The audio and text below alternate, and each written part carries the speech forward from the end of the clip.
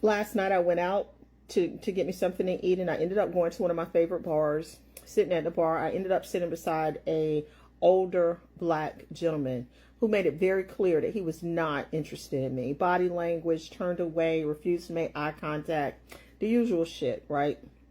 And so I just remember what my daddy told me when I was growing up. He said, you like the people that like you. Don't worry about the ones that don't like you. You like the ones that like you. Well, there was a Puerto Rican guy on the other side of him, a Colombian dude on the other side of me, and then a Mexican guy on the other side of him. All of which I had a really, really great conversation with, okay? Eventually, the black guy came around.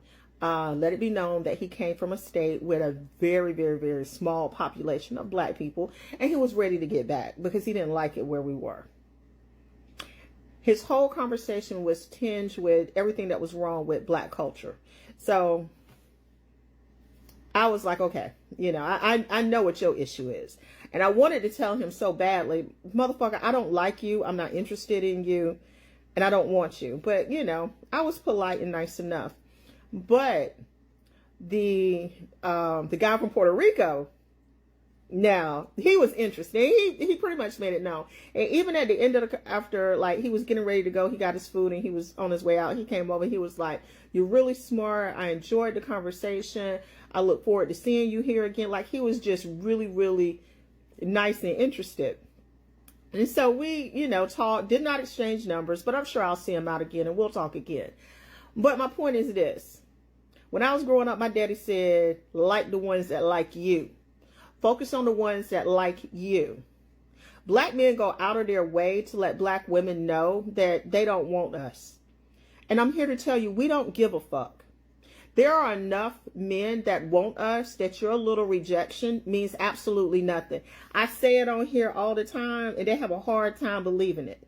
Hell, this morning, the guy that came to fix my fence, finally got somebody coming out to fix my fence. The guy that came to fix my fence came to look at it and give us an estimate. I happened to answer the door. I had dye in my hair. Yes, I went back to dyed my hair. Still in my pajamas, looking a hot mess.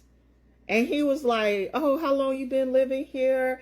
Oh, what color you dye your hair? Da-da-da. Finally, I had to say, baby, how old are you? He talking about 30. I said, I can't dip down that low.